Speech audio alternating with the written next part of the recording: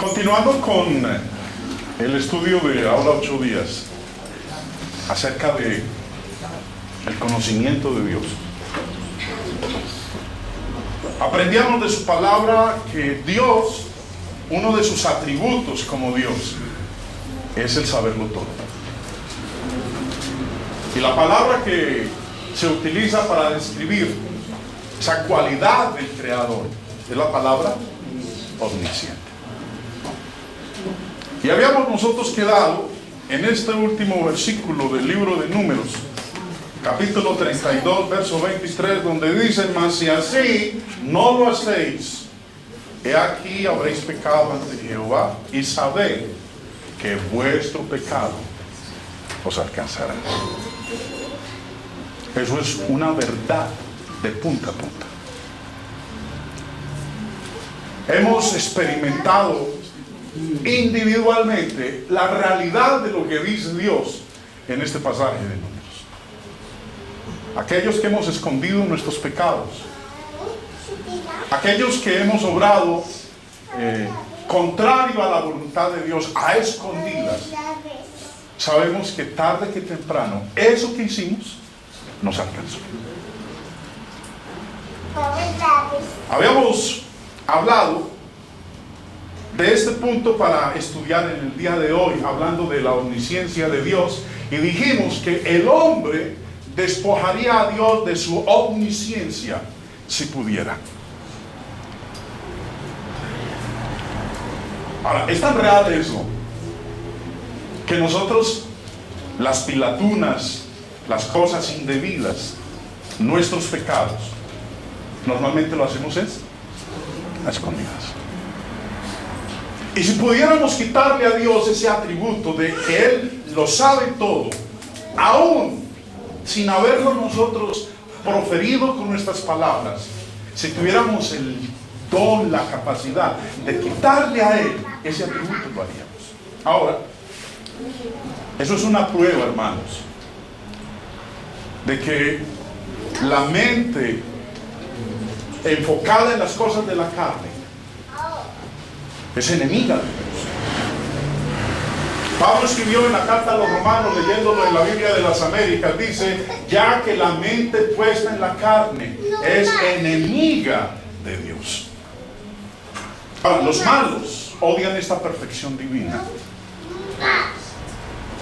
y obviamente están obligados a reconocer ese atributo de Dios, de que Él lo sabe todo. Desearía que no pudiera ser testigo de nuestros pecados. Desearíamos que Dios no pudiera escudriñar nuestros corazones, ni mucho menos juzgar nuestros actos. Si tuviéramos el poder de quitarle a Dios ese atributo, el hombre enfocado en las cosas de la carne, eso es lo que procuraría. Es enemigo de Dios.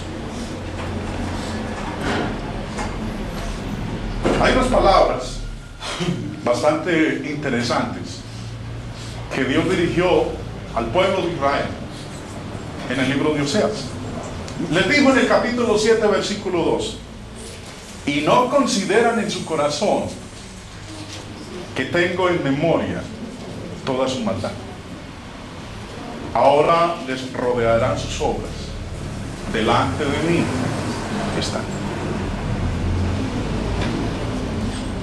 Son muy solemnes las palabras que el salmista, en conexión con este versículo, pronunció en el Salmo 90, en el versículo 8, donde dice: has puesto nuestras iniquidades delante de ti, nuestros pecados secretos a la luz de tu presencia.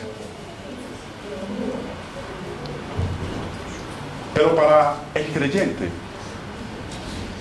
si para el enemigo de Dios, si para aquel que está enfocado en las obras de la carne y las cosas de la carne, si pudiera quitarle a Dios ese atributo de la omnisciencia, de saberlo todo, mirando nosotros el lado opuesto, en cambio para el creyente, el hecho de la omnisciencia de Dios es una verdad que nos da mucho consuelo.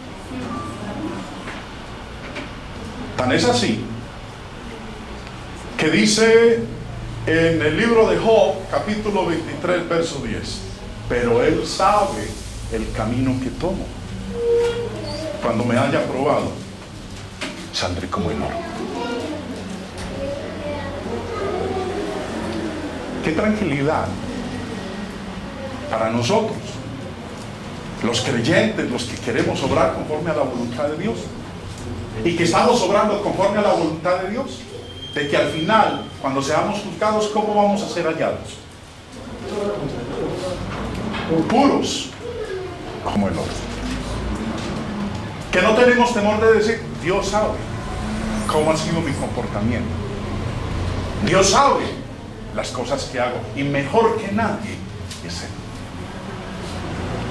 Algo que me da mi tranquilidad como hijo de Dios es que en el día final los hombres no van a ser mis jueces. Ustedes no son los que me van a juzgar a mí en el día final. A mí el que me va a juzgar es el Señor. Y como dice la Escritura, su juicio va a ser un juicio justo. Por eso decía Job, Él sabe el camino que tomo. Cuando me haya probado, saldré como el oro. Ahora, puede ser muy misterioso y muy incomprensible para muchas personas, pero Él sabe. Dice también en el Salmo 139, verso 23 y 24, examíname, oh Dios, y conoce mi corazón. Pruébame y conoce mis pensamientos, y ve si hay en mí camino de perversidad, y guíame en el camino eterno. Por eso decía, examíname, Dios. Tú conoces mi pensar, tú realmente conoces mis pensamientos, conoces mi corazón. Y mira a ver si dentro de mí hay algo inadecuado, hay algo contrario a ti, hay alguna perversidad. Porque mi objetivo es andar como rectamente. Yo quiero andar por ese camino que lleva a la salvación. Tú lo ves todo, tú lo sabes todo. Teniendo en cuenta, mis hermanos, que cuando nuestras acciones desmienten nuestros corazones, cuando nuestras acciones han repudiado la devoción, recordemos lo que le pasó a Pedro. La noche en que Judas le iba a entregar, el Señor le dijo, Pedro, antes que cante el gallo, ¿tú me habrás negado 3 veces? Después que el Señor resucitó, se encontró con Pedro y le preguntó a Pedro, le dijo, Pedro, ¿me amas? ¿Y cuál fue la respuesta de Pedro para los que conocen ese pasaje? ¿Qué le dijo? Señor, tú lo sabes todo. No es necesario que yo te lo diga. No es necesario que yo lo exprese con mis palabras, porque tú ya lo sabes todo. No hay necesidad de que yo lo profiera con mis labios, de si te quiero o no te quiero. Tú ya lo sabes. ¿Por qué? Porque tú eres omnisciente, tú lo sabes todo. Continuando con este aspecto del conocimiento de Dios, aquí está el estímulo a la oración. Aunque Dios lo sabe, no quiere decir que entonces nosotros nos abstengamos de decirle a Dios, ni mucho menos dirigirnos a Él en oración. Isaías dice en el capítulo 65, verso 24, y sucederá que antes que ellos clamen, yo responderé. Aún estarán hablando y yo habré oído. ¿Cómo puede ser eso posible? La única explicación que podemos darle a eso es su atributo divino, el de la omnisciencia. Él lo sabe todo. En el Salmo 147 dice en el versículo 5: grande es nuestro Señor y muy poderoso, su entendimiento es infinito. Dios no solo sabe lo que ha sucedido en el pasado,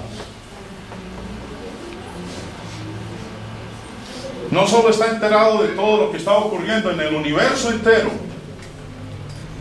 sino que también es perfectamente consciente de todos los pensamientos, desde el más pequeño hasta el más grande. Ahora, es probable que nosotros no alcancemos a explicar o entender con nuestra mente finita, en la condición en la cual nos encontramos, cómo puede ser que Dios haga eso. Porque como decía aquí el Salmo, grande es nuestro Señor y muy poderoso e infinito su entendimiento. Hay un límite al cual nosotros podemos llegar, de ahí para allá no podemos. Pero a veces el hombre, queriendo explicar cómo puede ser que el Creador lo sepa todo, el hombre a veces llegue a dudar de ese atributo que lo convierte a él en soberano y Señor y en el Todopoderoso.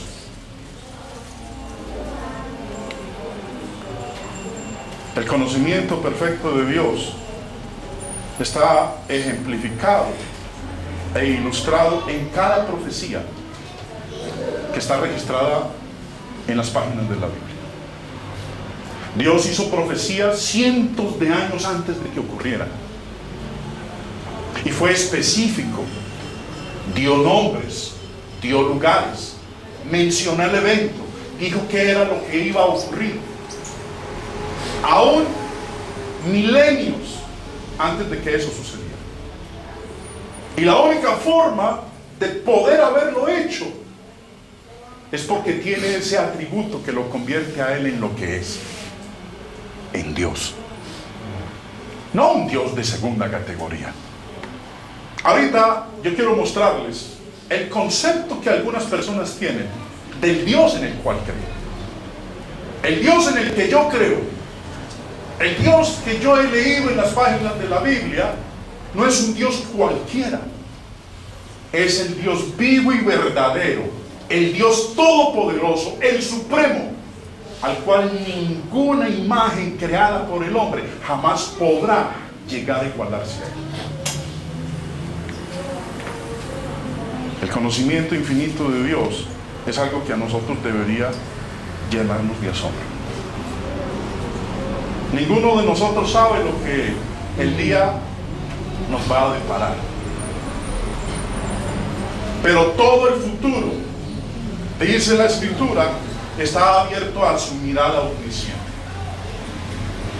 El conocimiento infinito de Dios debería llevarnos a nosotros en ese asombro a sentir por él un temor santo, un respeto divino. Porque como dice Salomón en el libro de Proverbios capítulo 15 verso 13, los ojos de Jehová están en todo lugar, mirando a los malos y a los buenos. Recordemos por un momento la historia de Agar, la mujer que le dio un hijo a Abraham, la mujer que Sara, esposa de Abraham, creyó que era el instrumento para que Dios le cumpliera la promesa a Abraham de tener un hijo que le daría una descendencia que sería como las estrellas del cielo o como la arena del mar. Y usted recordará, hermanos, que hubo un momento en el cual Sara, incómoda con la situación de cómo Sara y su hijo menospreciaban al hijo que ella había tenido con Abraham, a Isaac, llegó un día y le dijo a Abraham: por favor, expúlsala, yo no quiero que esa mujer y su hijo sigan viviendo acá. Y cuando Abraham fue a hablar con Dios ante esa situación, Dios le dijo: escúchala.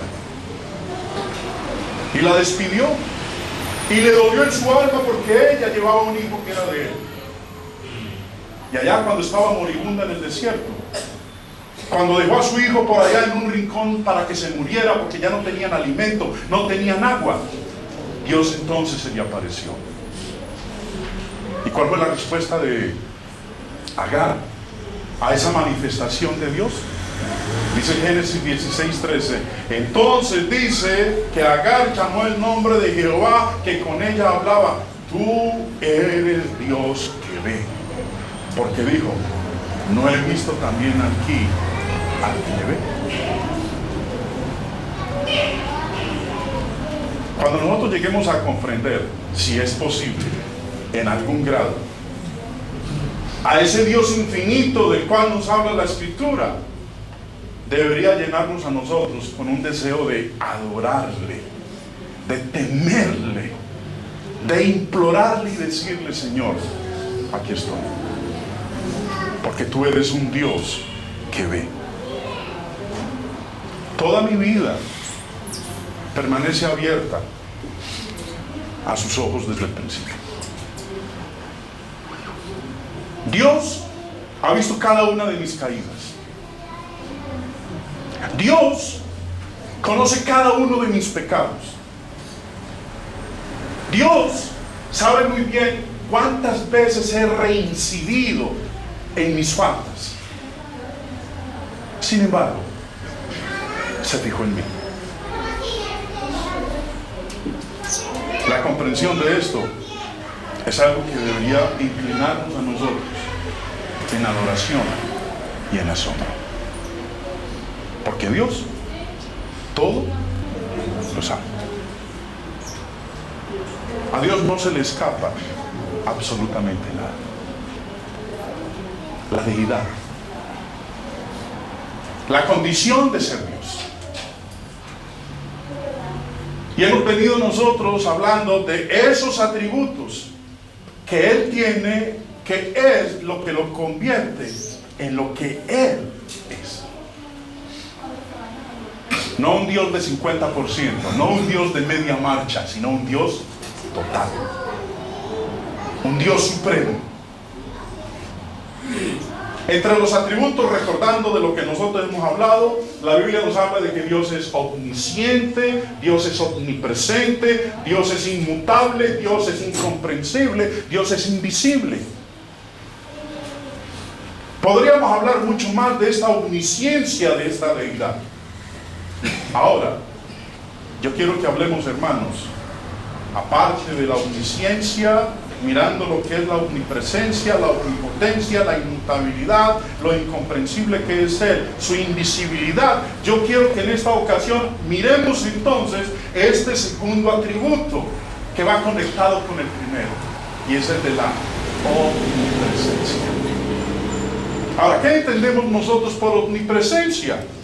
La definición del diccionario nos dice que el prefijo omni, porque habla de omnipresencia, el prefijo omni procede de la palabra latina que significa todo.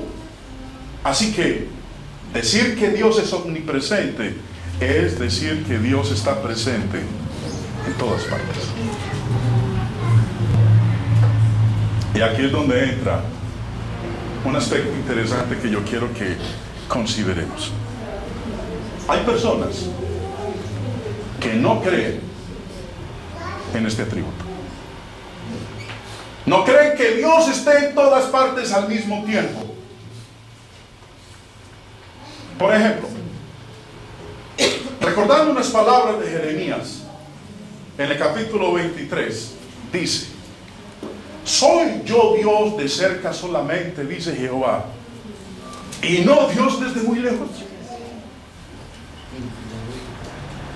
Dios tiene que estar aquí para ser mi Dios. O allá donde Él se encuentra es mi Dios. Soy yo Dios de cerca solamente, dice Jehová, y no Dios desde muy lejos. ¿Se ocultará alguno, dice Jehová, en escondrijos que yo no lo vea? No lleno yo, dice Jehová, el cielo y la tierra.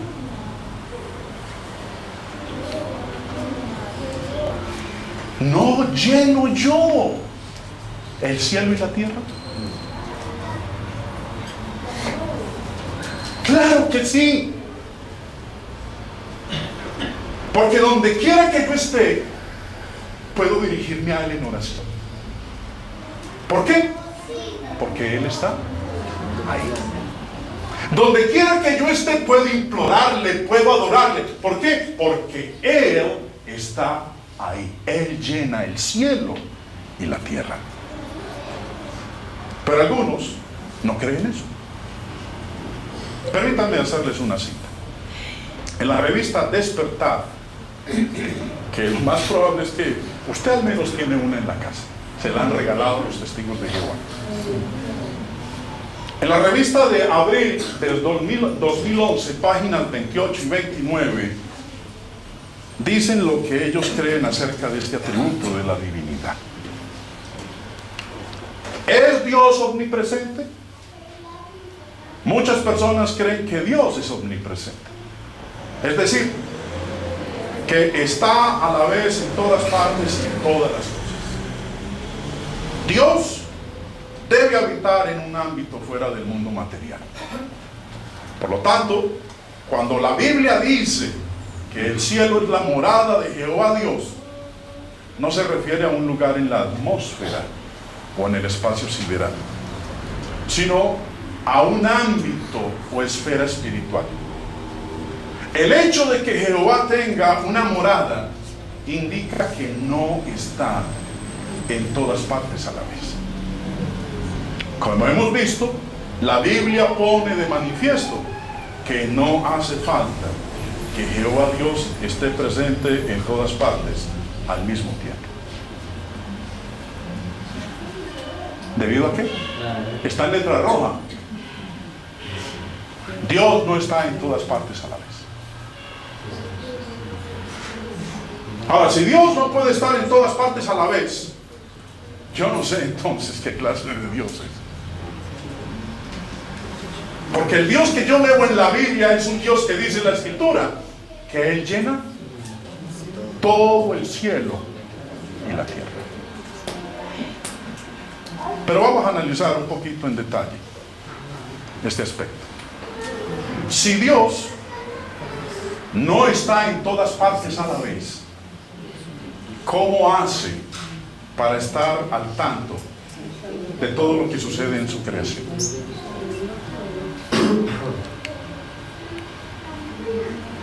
Lo voy a colocar aquí. Recuerden, omnipresencia. Omnipresencia significa presente en todas partes a la vez.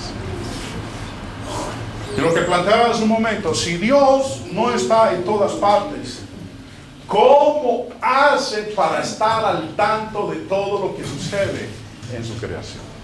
Porque la Biblia dice que Él lo sabe todo. De alguna manera tiene que enterarse, tiene que saberlo. Pero dejemos que sean estos amigos los que nos expliquen cómo hace Dios o qué instrumento utiliza Él para poder estar informado. Dice en la página 28 de la misma revista, dice, entonces, ¿cómo se mantiene al tanto de cuánto sucede? Una manera es mediante su Espíritu Santo o fuerza activa. Es un instrumento que Dios utiliza para recibir información. Le pregunta al Espíritu Santo, ¿cómo está Jaime Restrepo? Ah, no, sí, Señor. No, pues voy a ir a averiguar a ver cómo está Jaime Restrepo. ¿Sí? ¿Cómo están las cosas por Colombia? Le llama Dios al Espíritu Santo y le pregunta, no, voy a ir a pegarme un viajecito allá a Dios a ver cómo están las cosas por Colombia. O, dicen también ellos, en la página 29, gracias a la intervención de su Espíritu Santo y de sus fuerzas angélicas, Él está al corriente de todo cuanto sucede en su creación. Ese es el Dios en el cual creen los testigos de Jehová. Yo no creo en ese Dios.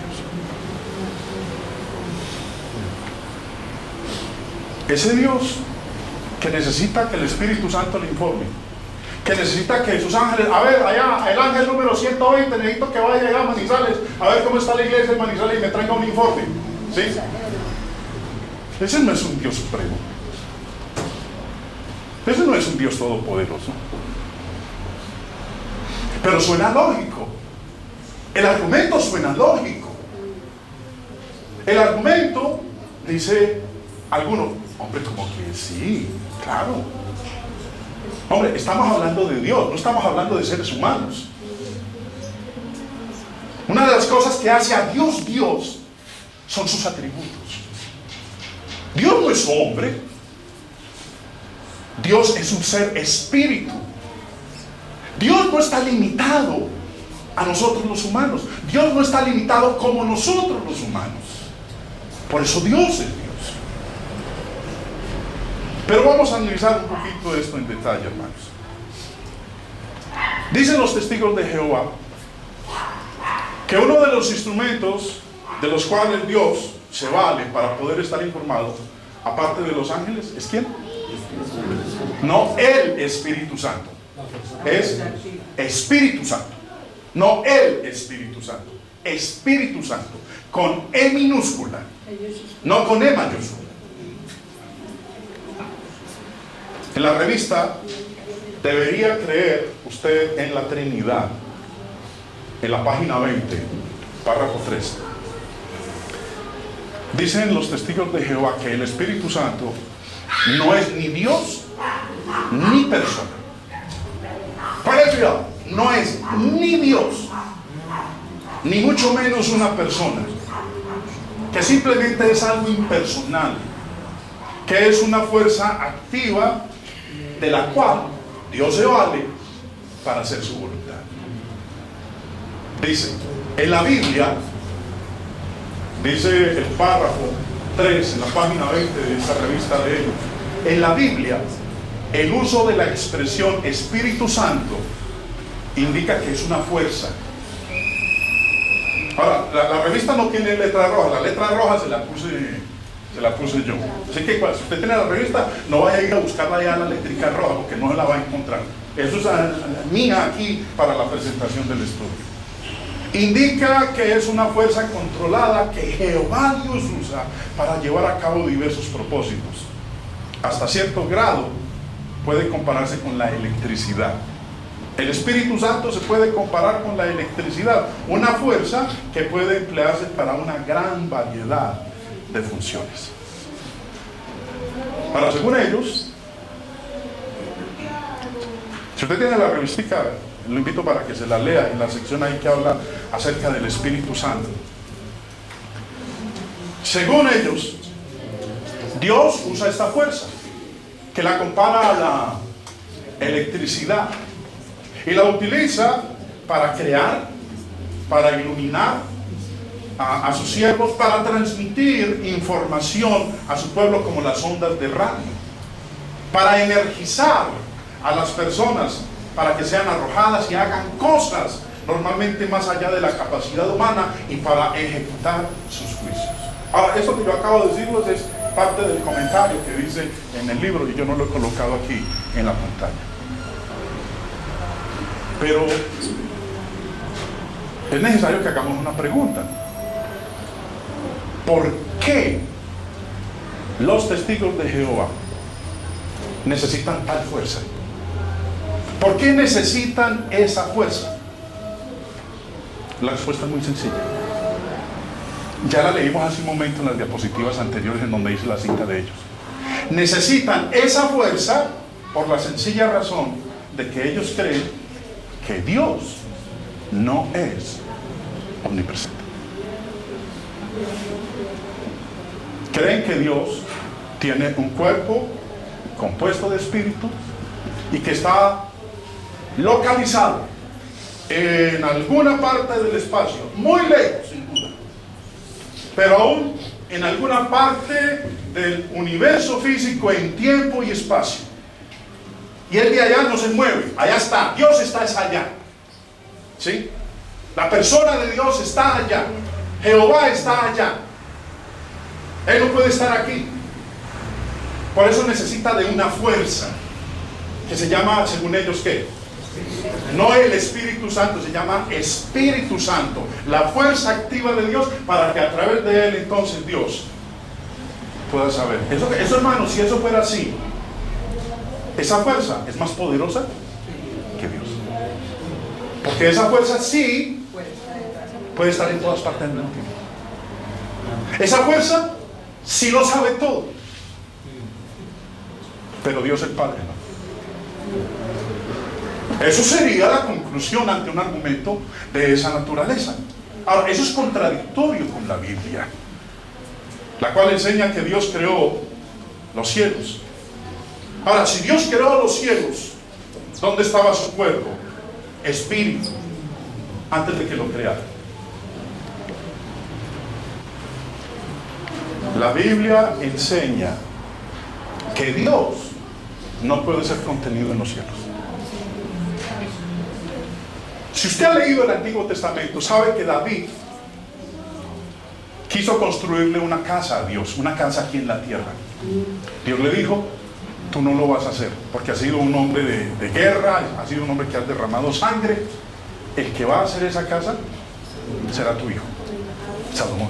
Y cuando Salomón terminó el templo de Dios, cuando estaba reunido con el pueblo, dijo unas palabras acerca de ese evento.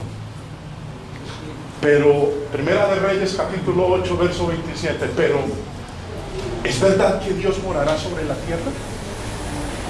He aquí que los cielos de los cielos no te pueden contener, cuanto menos esta casa que yo he edificado. Que he construido un templo para que Dios habite en él, un templo físico, el templo en Jerusalén, que fue el que construyó Salomón. Y él mismo se hacía la pregunta: ¿Dios morará sobre la tierra? ¿Será que este templo podrá contenerle para que no se salga de ahí? Mire lo que él mismo dice: los cielos de los cielos. He aquí que los cielos de los cielos. No dice el cielo, habla de los cielos. Porque la Biblia nos habla a nosotros de 3 cielos. Te recordará que en una ocasión en 2 de Corintios capítulo 12, el apóstol Pablo dijo que él conocía a un hombre en el cuerpo o fuera del cuerpo, él no lo sabía, que había subido ¿a dónde? Al tercer cielo. La Biblia nos habla de 3 cielos. Y cuando habla la Biblia en plural de cielos, está hablando que hay varios cielos. ¿Y qué decía Salomón? He aquí que los cielos de los cielos no te pueden contener, cuanto menos esta casa que yo he edificado. Dios, hermanos, su creación no lo puede contener. ¿Por qué no lo puede contener? Porque un atributo que Él tiene es el de poder estar en todas partes al mismo tiempo. La Biblia enseña que Dios llena el universo. Ya habíamos leído este pasaje hace un momentico, pero permítame recordarlos. Jeremías 23 dice en el versos 23 y 24: soy yo Dios de cerca, solamente dice Jehová, y no Dios desde muy lejos. ¿Se ocultará alguno, dice Jehová, en escondrijos, que yo no lo vea? ¿No lleno yo, dice Jehová, el cielo y la tierra? De igual manera, algo que nosotros aprendemos es que eso ocurre con Cristo, quien también es Dios, está presente en todas partes y llena todas las cosas. Él mismo lo dijo en el Evangelio de Mateo capítulo 18, dijo en el verso 20: donde están 2 o 3 congregados en mi nombre, ¿qué ocurre? Allí estoy yo en medio de ellos. ¿El Señor está en Neira? Amén. ¿Está en Chichiná reunidos con los hermanos? Claro. ¿Está reunido con nuestros hermanos en África hoy? Claro, allá está. ¿Y cómo hace para estar allá si está aquí? Porque Él tiene ese mismo atributo que tiene el Padre. Es omnipresente. Él llena todas las cosas. Dios está en todas partes. Dios llena todo este universo. Dios llena su creación. Así como Cristo está en todas partes, también la Biblia nos dice que Él lo llena todo. Es más, en Efesios capítulo 1, Versículos 20 al 23 declara: la cual operó en Cristo, resucitándole de los muertos y sentándole a su diestra en los lugares celestiales, sobre todo principado y autoridad y poder y señorío, y sobre todo nombre que se nombra, no solo en este siglo, sino también en el venidero, y sometió todas las cosas bajo sus pies y lo dio por cabeza sobre todas las cosas a la iglesia. ¿De quién está hablando? Está hablando de Cristo. Y añade: la cual, la iglesia, la cual es su cuerpo. La iglesia es la plenitud de Cristo, la cual es su cuerpo, la plenitud de aquel. La iglesia es la plenitud de aquel. ¿Qué qué? Que todo lo llena en todo. ¿De quién está hablando? Está hablando de nuestro Señor Jesucristo. Ahora, si el Padre no es eso, entonces Jesús es mucho más poderoso que Él. El Espíritu Santo es mucho más poderoso que Él. Pero no existen aquellos que niegan estas verdades. En la visión que ellos tienen de Dios, como lo mencionado en sus escritos, esa visión que tienen de Dios es un Dios limitado. Limitado en lugar, que ocupa en un cuerpo espíritu. Allá está. Aquí no puede estar. ¿Necesita de qué? Necesita del Espíritu Santo y de sus miles y millones de ángeles para poder estar ¿qué? Informado. El Dios que muchos dicen adorar y creer necesita una gran cantidad de ayuda para conseguir que su voluntad sea hecha. Pero Dios por sí mismo no puede hacer que se haga su voluntad. Dios necesita de ayudantes que estén pendientes de que se haga su voluntad. Y como les decía hace un momento, déjenme colocarles esta joya explicativa en esta revista de los Testigos de Jehová. Mediante su Espíritu, Dios juzgará a hombres y naciones. Y miren lo que está ahí en letra roja. Y el Espíritu de Dios puede llegar ¿a dónde? A todo lugar. Algo que no puede hacer ¿quién? El Padre. El Espíritu de Dios puede llegar a todo lugar y obrar a favor de la gente o contra ella. Este entonces es más Dios. Esta fuerza es más poderosa que Dios mismo, porque sí puede estar en todas partes. De esta manera,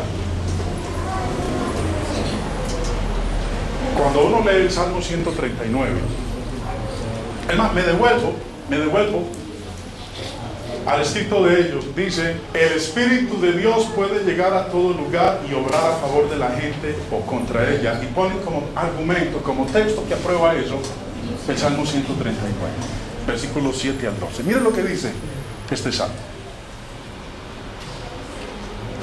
¿A dónde me iré de tu espíritu?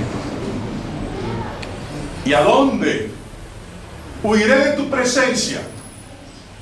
Si subiere a los cielos, allí estás tú. Y si en el Seol hiciere mi estrado, he aquí, allí tú estás. Si tomare las alas del alba y habitar en el extremo del mar, aún allí me guiará tu mano y me asirá tu diestra. Si dijere, ciertamente las tinieblas me encubrirán, aún la noche resplandecerá alrededor de mí, aún las tinieblas no encubren de ti, y la noche resplandece como el día. Lo mismo te son las tinieblas que la luz. Cuando este salmo dice que Jehová mismo está en todas partes, estos amigos entienden, los testigos de Jehová entienden que quiere decir que Él es capaz de ejercer su influencia en todas partes a través de una agencia que es su fuerza. Espíritu Santo, no Él. Eso convierte entonces al Espíritu Santo, según este versículo, en un ser más soberano, lleno de un atributo que no tiene el otro. Eso dejaría entonces a Dios Padre por fuera. Hermanos, miren, guarden en mente lo siguiente, ya para terminar. No todos creen en la misma clase de Dios que creemos los cristianos ortodoxos. Ay, yo creo en Dios como usted cree. No, no creemos en el mismo Dios. Porque su Dios es un Dios limitado. El mío no. Su Dios es un Dios que necesita de agencias para poder estar aquí, estar allá, saberlo de aquí, saberlo de allá. El Dios en el que yo creo no necesita de eso. Pero no creemos en el mismo Dios. No creen en la misma clase de Dios, en absoluto. El Dios del cual yo leo en la Biblia es un Dios absolutamente infinito. Es el creador del universo, del espacio. Es el creador del tiempo, es el creador de la materia, es el creador de la energía. Y Él trasciende todas las fronteras finitas. Porque Él es omnipresente, Él es omnipotente, Él es omnisciente. Ese es el Dios en el cual yo creo. Pero el Dios de algunos, o de muchos, es un Dios que no tiene nada de esas cosas. Salomón dijo en Proverbios, capítulo 15, verso 3, los ojos de Jehová están en todo lugar, mirando a los malos y a los buenos. Bendito sea el Dios omnisciente y omnipresente en el cual creemos. Que espero que creamos en el mismo. Y del cual nos habla a nosotros los textos que acabamos de leer en su santa palabra. Porque Dios, lo que lo convierte a Él en Dios, son sus atributos. ¿Cuáles son? Son la omnisciencia, la omnipresencia, la omnipotencia, la inmutabilidad, la incomprensibilidad y su invisibilidad. Ese es el Dios que yo conozco en las Sagradas Escrituras.